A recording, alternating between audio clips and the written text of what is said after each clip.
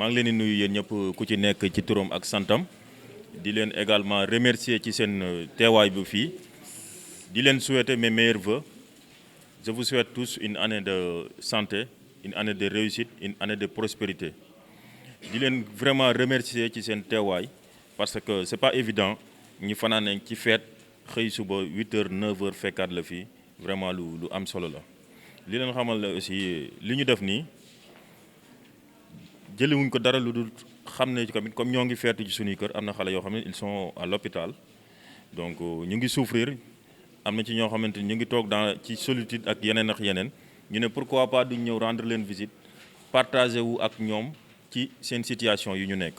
loolu moo tax ñu def déplacement bi ñëw fii fekk si fii personnel médical bi seet si leen ànd ak ñoom seet xale yi jox leen li nga xamante ni moom ay cadeau fin d'année ñaanal leen encourager également seen parents yi. li ñu nag li ñu si jublu ñun ñëpp ñu sommes tous des ñu fi toog ñu fi ñëw ñëpp ay ndaw yu Macky Sall lañ il faut le souligner ñoo xamante ni liggéeyal le président de la République moom ci la ñuy dox suba ak midi ak ngoon loolu moom ci la ñuy dox partout. ñoo tax tamit te ñu sunu kilifa sant aussi mooy ñu gën a jege askan bi gën a jege la population surtout xale yi ñooy nekk mag yi suba te ñoo yor avenir bi te suñu président dafa tënk horizon bi ci 2035 te pratiquement ku xale yi ñu fiy fekk yëpp ay 7 ans la ñu am 8 ans âge yooyu ñuy am nag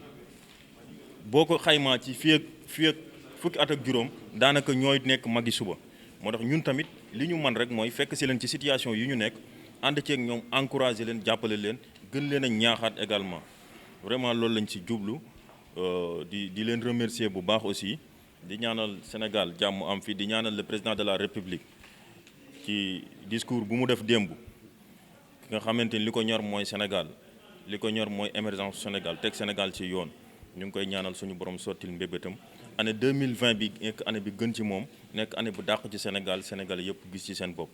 loolu moo tax ñu ne nañ fi ñëw dans la sobriété également parce que mënoon nañoo informer tout le monde mais on avait fixé un nombre de 30 boo xamante ni ñoo fi ñëw pour ne pas vraiment créer beaucoup de bruit ici parce que hôpital moom sincèrement nit ñi tranquillité la ñu soxla ak noppalu jërul ñu fiy ñëw di créer ay mbumbaay ak yooyu. li ñu fi ñëwee nag xeeb nañ ko loolu mais c'est une première. Ça nous permettra aussi dans l'avenir ñu xoolaat bu ñu fi ñëwaat ci yenn tànk lañ fiy ñëwee pour gën see jàpp bu baax a baax te di ñaaxaat aussi sénégalais yi nga xamante ne ni ñoo ngi ci biti dara dalu leen ak yeneen ils sont en bonne santé ñuy xalaat seen mbokk yoo xamante ni wala seen jarbaat seen doom yoo xamante ni ñu ngi ci hôpitaux yi ñu ngi tëdd ci moment yu mel nii ak ci yëpp moment yoo xamante ni dañ leen war di leen bàyyi xel ku ci nekk tey la nga am akas néew nga koy bokk ak doomu aadama yi. loolu moo tax le président de la République wax équité sociale maanaam mooy ki nga xam ne dafa nekk ci suuf ñu may ko loxo mu ñëw xaw a tolloog ki nekk ci kaw ci loolu lañ ko inscrire moo tax tamit ñun ci tànk yooyu la ñuy dox. léegi nag li ci ëpp solo mooy kon ni ñu koy defee nii dans la sobriété ba nga xamante ni vraiment askan wi ak parents yi ak sénégalais yi dinañ ci gis seen bopp. di woo ñëpp ñu liggéey ci lii dans le social dimbalante parce que politique mënoo koo def te doo def social. ñun nag dañ koy inscrire ci politique de développement dañuy jàppale askan wi ba pare wax leen tamit lu ñu suñu kilifa di doxal ci réew mi ci côté santé am na couverture maladie universelle am na ay bourse familiale sax ci côté social ak santé la bokk parce que tey nit ki boo ko dimbalee boo ko joxee bourse familiale inscrire ko ci couverture maladie universelle dimbale nga ko xale yi 0 à 5 ans yooyu yëpp 2012 ba 2019 loolu Macky Sall moo ko fi def dafa baax ñu koy souligner. yooyu yëpp ay politique la yoo xamante ni état bi def na ko ñu koy encourager nag di féliciter également le président de la République ci côté yo ci politique yi nga xamante ni def na ko ci hôpitaux yi changé na hôpitaux yi daanaka lu ci bëri soppeeku na ci corps bi changé na doxalin yu ci bëri am na soppiku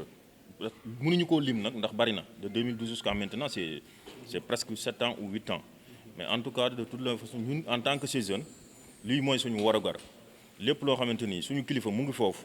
ñun. même bu ñu ko mënul à 100% ñun ñu dox jëm foofu c'est ça l'objectif d'une manière générale en tout cas maa ngi leen di remercier bu baax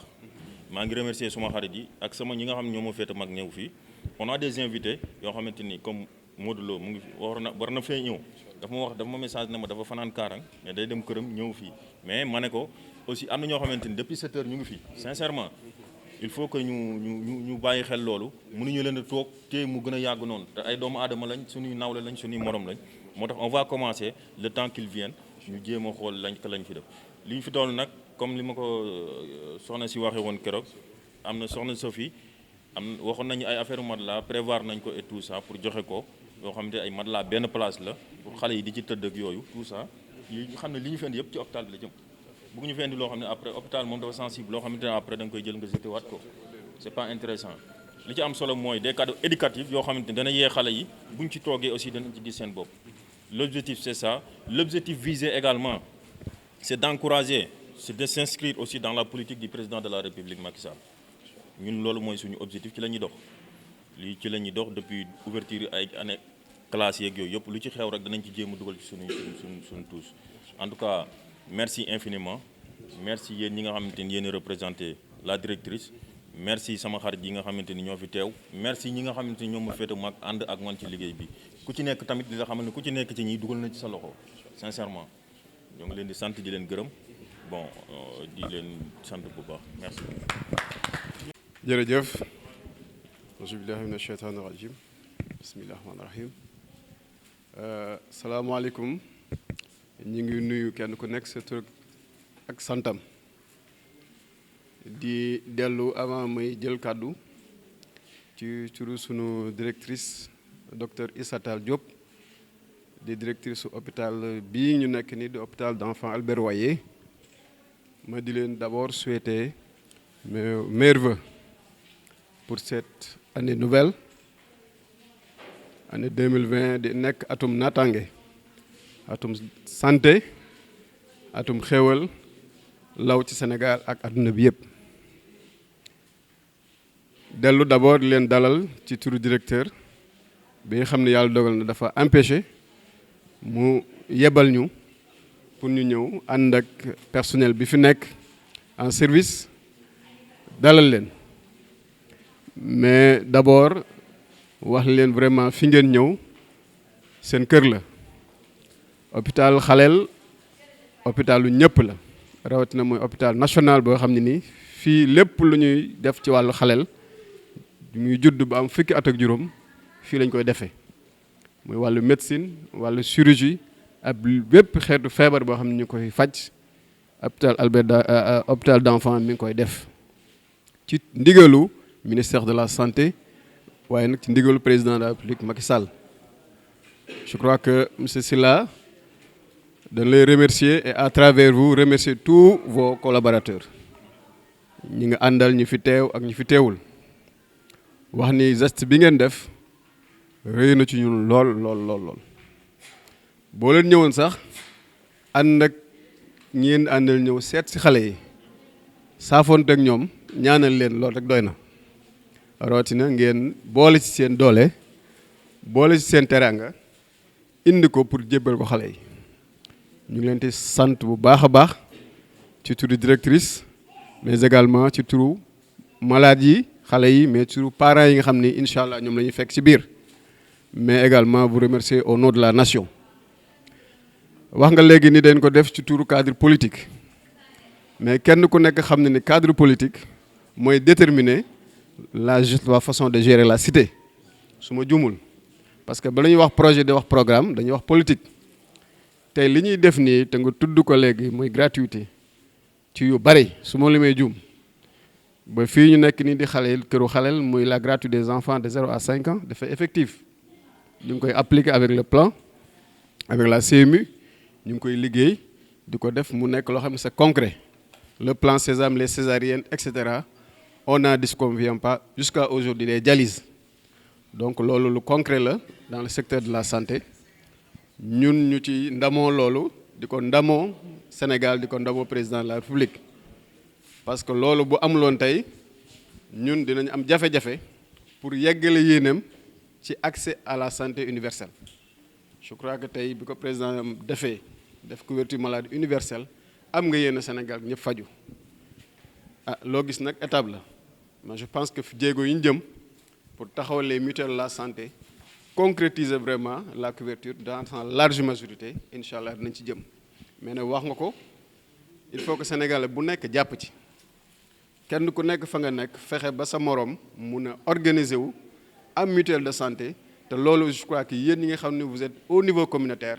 jege askan bi dans le cadre de vos activités politiques war nañ mun a vulgariser la création des mutuelles de santé loolu mooy gage bi nga xam ni moom mooy socle bi président bëgg parce que santé dafa amul la pay mais am na coût kenn mënul faj jël am alal teg ko ne santé lay xaar mais saa yu ñëwee rek am na lu ci war a am ba tax na je crois que lii président def rafetlu nañ ko bu baax a baax dégluñ ko démb ñun ñëpp on a suivi même le débat jusqu'à presque 0 heure pour rafetlu vraiment initiative yi yéen nag yéen a ngi koy concrétiser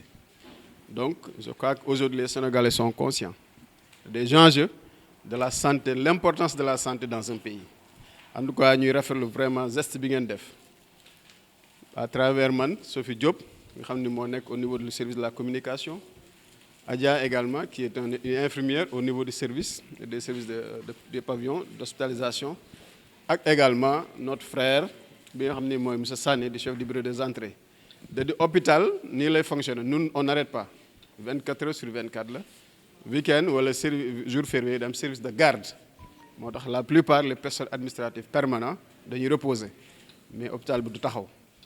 en tout cas loolu dinañ ci am firnde bu ñu duggee ci biir ñuy dellu rek di tënk lépp rek di sant bu baax a baax monsieur Sylla ak jeunes yi nga xam ne ñëpp ñu ngi ci cadre politique bi yëngu parce que loolu mooy yore développement en tout cas rafetlu nañu bu baax initiative bi di leen xamal ne également nous avions besoin de vous l'hôpital a besoin de partenaires au-delà de efforts yi état bi def ministère di ko def ci tur président ñun aussi askan bi ñun aussi les communautés les citoyens ñu def des actes citoyens comme lii pour mun a développer suñu réew en tout cas wax nga ko njalbeen la mais teraanga musul tuuti li ma leen wax rek même boo ñëw loolu dara sax rafet na en tout cas ñu ngi dellu rek di wax ne lii yàlla na nekk loo xam ne ni day law yàlla may leen ay moyens yoo xam ni inestimable ngeen mën a ëllëg indi un plateau médical complet pour l'hôpital d'enfants Albert Royer def ko Sénégal. Voilà les mots que je voudrais encore ajouter à votre endroit au nom de madame la directrice empêchée et vous remercier très très sincèrement et vous encourager dans cette voie de portée sociale. C'est une portée haute sociale ba nga xam ne ni mënuñu ko natt di leen ñaanal yàlla rek encourager leen xam ne hôpital bi seen hôpital la ñoo ko bokk parce que kenn ku nekk fa ngay yëngu yaa ngi yëngu mais yaa ngi xalaat également ki nga xam ne mënul def lii donc ñuy ñaan yàlla suñu borom bi yaatal ko ba ëllëg si bu ñu daje fi waat def yeneen i gestes à l'endroit des enfants malades. Je vous remercie de votre attention.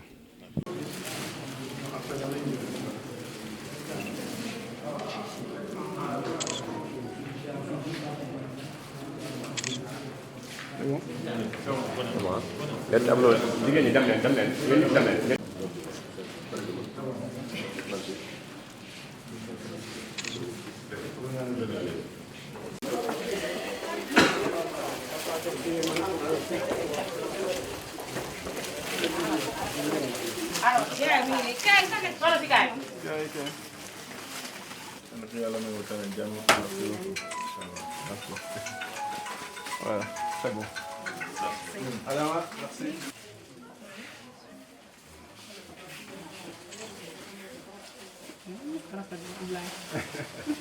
Merci beaucoup. Ok, merci beaucoup.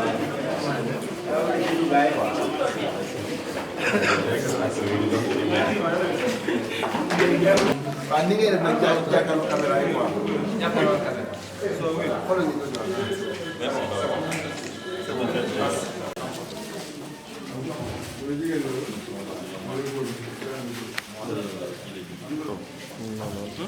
ku ci nekk ci ñaan ga nga man ñaanal xale yi suñu borom may leen gën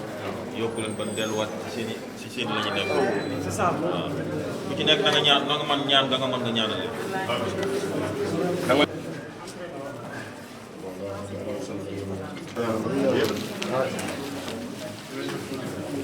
Oui. da ngeen di masawu bu baax.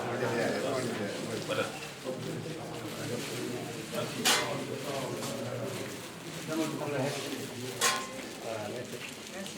Ablaye Seck. Parti Ablaye Seck. Merci. Vraiment Ablaye Seck naka la jàmm ak yeneen xale yi. Sincèrement.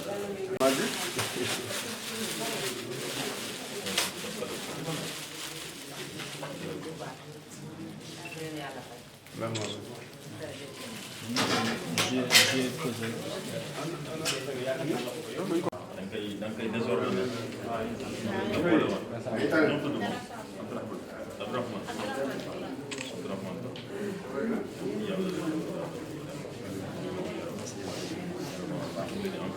yéen parents yi aussi fii tamit ñu wax ne dañuy sant yàlla parce que ñun ñëpp ay jullit lañu des fois lu neex day teg suñu kaw mais lu naqari day teg mais bu lu ñëw rek dañ koy sant yàlla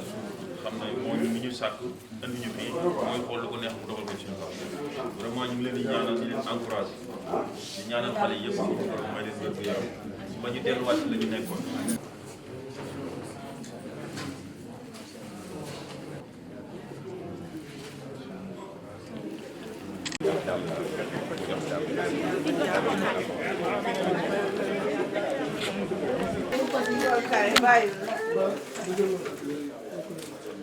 Bon,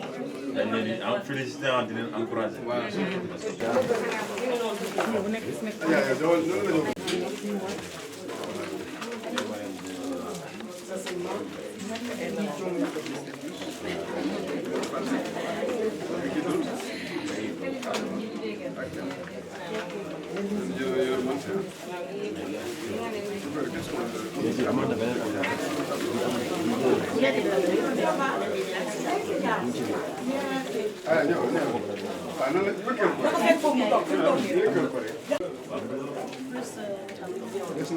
Et le tableau? Non, tableau lañu jox grand. Des fois ñu fàtte infirmière yi. Y a un tableau. Maanaam tableau dafa des foofu. Tableau.